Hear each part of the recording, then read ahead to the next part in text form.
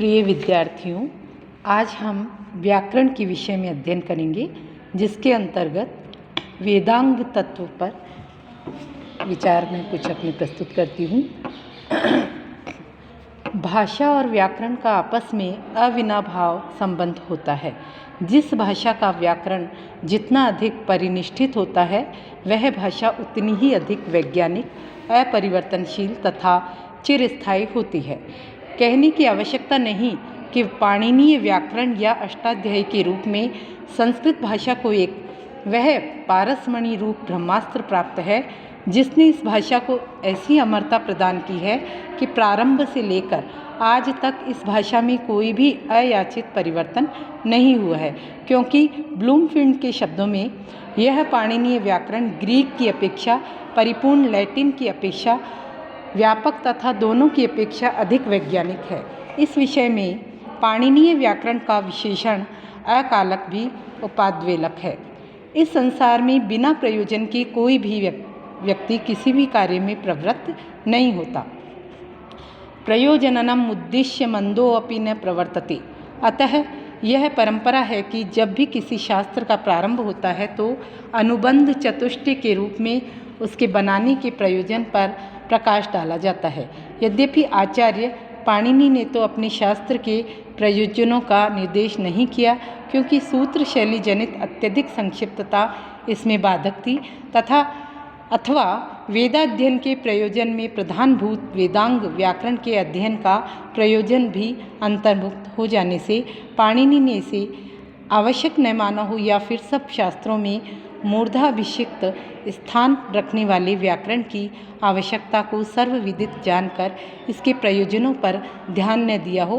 तथापि पाणिनि के निगूढ़ाकृति या अंतर्हित हृदयस्थ गंभीर भावों को समझते हुए भाष्यवर्तिकार ने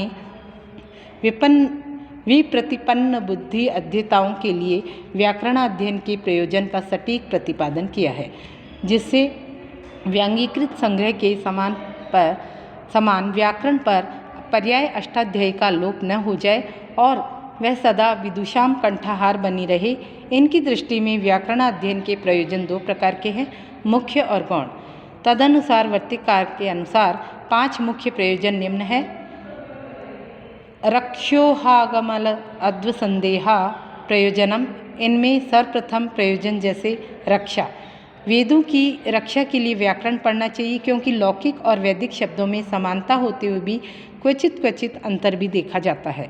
यद्यपि अर्थवन्तः शब्द सामान्यतया एव लौकिकास्त एव वैदिकाः। इस विचारानुसार आपाततः दोनों शब्दों में कोई भेद नहीं दिखाई देता, तथापि वास्तविकता यह है कि केषां शब्दानां लौकिकानां वैदिकानां च।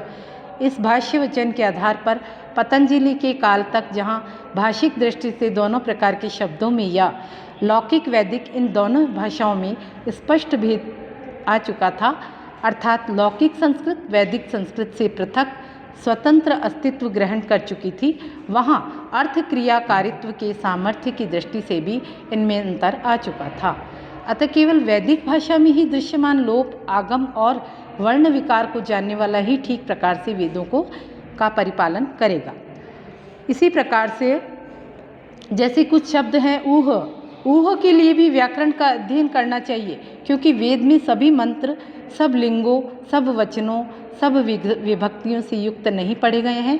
उन्हें यज्ञगत पुरुष ऋत्विक के द्वारा आवश्यकतानुसार परिवर्तित कर लिया जाना चाहिए। तदनुसार अग्नये स्वाहा के आधार पर सूर्य को आहुति देनी, अभिष्ट होने पर सूर्याय स्वाहा की ऊहा या कल्पना या परिवर्तन कर लेना चाहिए, परंतु जो व्याकरण नहीं जानता वह यह परिवर्तन नहीं कर सकता।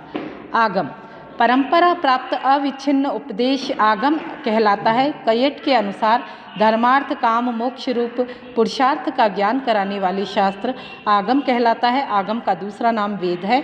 यह स्मृति वचन है कि ब्राह्मण का यह निष्कारण धर्म है कि षडंग वेद का अध्ययन या कंठस्थ करे और उसे जाने या अर्थबोध करे।